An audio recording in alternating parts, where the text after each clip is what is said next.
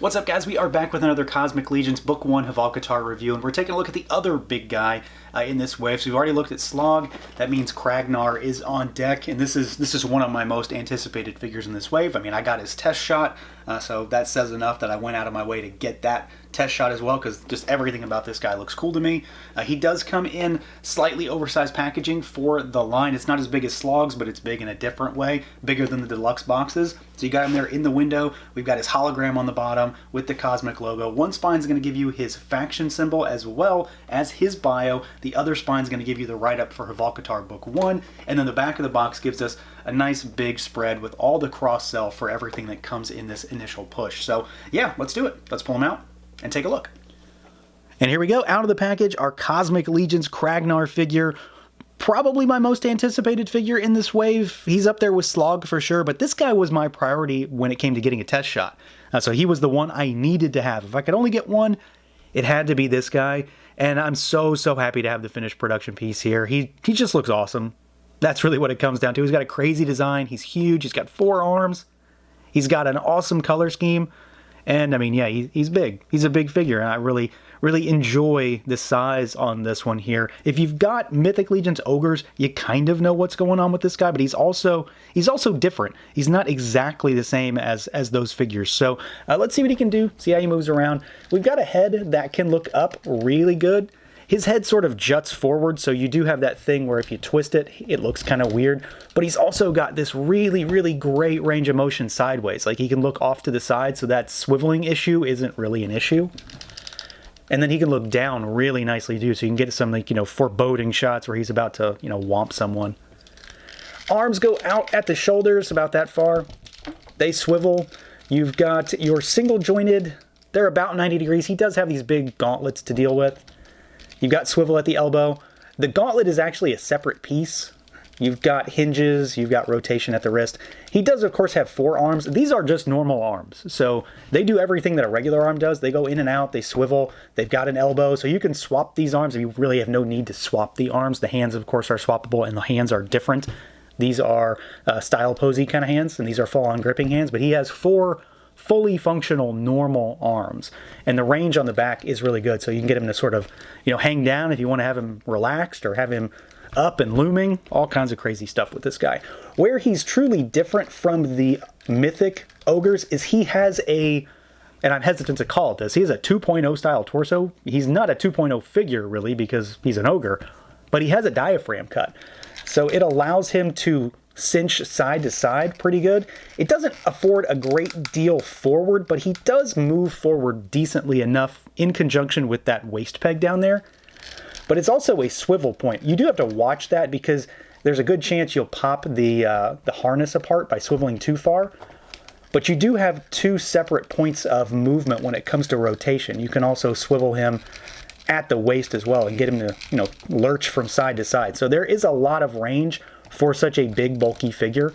Legs on him go pretty much all the way out. It's not full splits, but it's close. They kick forward all the way.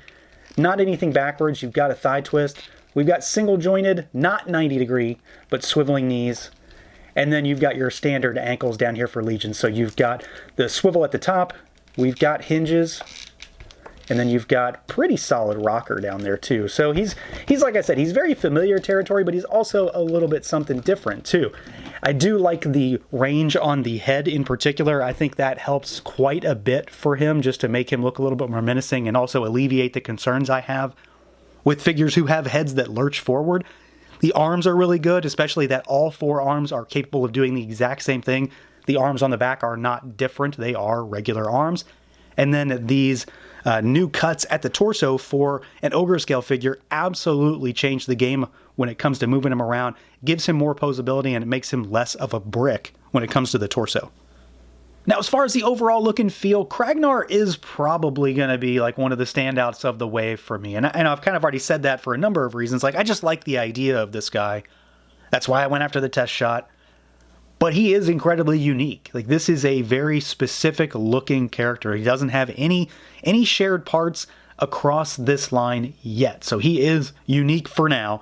We're going to get Scourge, which is a green version of him at PowerCon and in Wave 3. And then Arakagor, the blue dragon guy, will also share a lot of parts with KRAGGNAR. But for now, for now, this is our only guy that is in this format, and he's the only guy with 4 arms too. And there's a lot going for this figure just at face value. It's the color scheme, it's the size, it's all these new parts, and it's the fact that he has 4 arms. I mean, there's a lot about this character in this figure that's just different. He is obviously, you know, in like a prisoner's type of garb. He's got like this harness on him. He's got the tie downs for chains. He's even got one on his back. So if you want to, you know, play up the idea that he is in the prison, you have ways to tie him down with chains. And this one's actually pretty cool because apparently, you know, they've said a few times, this was supposedly at first just a sculpted piece attached to the harness, but the factory made it a separate piece that could move, which, I mean, it's not the biggest thing in the world, but it's kind of a cool little detail that was added in. For me, it's all about this color and the sculpt, though. There is so much detail crammed into this figure, and I really can't stress that enough. There is scaly, rocky, craggy texture all over every single inch of this figure, and it's accentuated by just a crazy paint job. I love these fades from yellow to orange, and then he's got the red and like dark sort of reddish brown spines that run all over the body. They run up the head, down the arms, and down the back as well. He has a very, you know, techno-looking harness setup going on here that again plays up the prisoner aspect of him, but it's also, you know, very spacey too. It can be removed. Almost all of it can be removed, so if you wanted a mostly naked Kragnar, you can do that. The gauntlets are actually separate pieces sitting over top of the arms, so they're not the actual forearms themselves. And then the harness can be taken off, and the belt, of course, can be taken off if you pop him apart. The only thing you can't remove are, well, you can remove them, but he wouldn't have any shins, are the shin guards down there. So he does have those. You can have him a mostly naked Kragnar, and he does have a small furry loincloth to give him some space undies if you wanted to give him that look, you know, maybe before he gets, you know, put into prison or something like that. But I absolutely am just blown away by this figure. I really love the test shot to begin with. It really helped to study over the sculpt and kind of pore over all those details. But seeing him fully realized with paint, you know, there's a reason why I went after that test shot as my priority. I thought he was just cool looking to begin with, and he is cool looking still. He does, of course, feature a very unique body setup. He has 4 arms, and as I've mentioned, these are just regular arms. You can take them off if you want, and we'll get to that when we talk about accessories, but I love the idea of him having these 4 arms.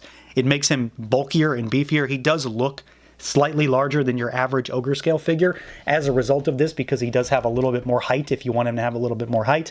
He's also got this really big, chunky, lizard, dinosaur-esque neck almost, which is why he has sort of the hunch thing going on, but it adds a little bit more thickness up around the top, makes him look a little bit bulkier, and I really like that. So he's just an awesome looking figure.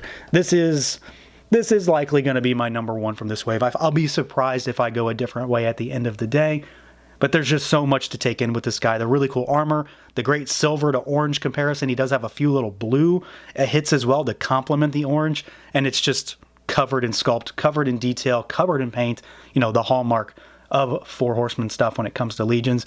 And then he has this really awesome head sculpt here too, which kind of looks, you know, kind of dinosaurish in many ways, which I really like. Kind of like maybe like some sort of space brachiosaur or something like that. But he's got these really nice baby blue eyes, which I'm a big fan of. He's got the scars running down the face. Lack of a nose, really. He's just got the nostrils. And then you have, at least as far as what's on the figure in the box, you do have a more expressive head sculpt. He's got a little bit of a gritted teeth expression, so if you want to have him throwing down with somebody, this might be the one that you go with. But it is a awesome head sculpt, and I'm really curious to see how it looks in green when we get Scourge at PowerCon. But for now, this is doing it for me in just about every which way. Paint, sculpt, detail, the idea in general behind this figure, I just love it. And then as far as some size comparisons go, let's start with a Cosmic figure. So here's Oleg Thygar for a standard Cosmic figure. And then we've got a Mythic Legions Ogre scale figure here on the left for comparison there, just to give you an idea of, yes, Kragnar is an Ogre scale figure, and he's going to fit in with those guys, you know, if you want to mix the aesthetic there. Let's move Oleg Thygar aside, and here is the other big boy from Wave 1. Let's see if I can get them all together. There's Slog, and you can see, I mean, he's a different kind of big. He's not super tall, but he's beefier and bulkier than just about anything else right now. Let's move him aside. Let's do something else. Let's do a Figuarts. Here is a superhero Piccolo from Dragon Ball Super. Let's pull this guy aside, and here is a Super 7 Turtle. There's Leo. Let's pull Piccolo aside and let's do a Marvel Legends. Here is Forge from the recent X-Men 3-packs. Let's pull Leo aside, and here is a Masterverse figure. There's Faker. And then one more. Let's do a Legends Bath. Just for a bigger Hasbro figure, here is the controller. So, of course, KRAGGNAR is a larger size figure. He's still going to fit in really well with just about anything 7-inch, 6-inch range, but he is comparable to the Mythic Legion's Ogres, if you are familiar with those. Now, as far as accessories goes, when it comes to Ogre scale figures, they historically don't have tons of accessories. Most of them don't. KRAGGNAR is a little bit different in that he does feature quite a few things. Some of them, you may not consider accessories because, of course, he has another set of arms, but those are sort of integral to the type of character he is.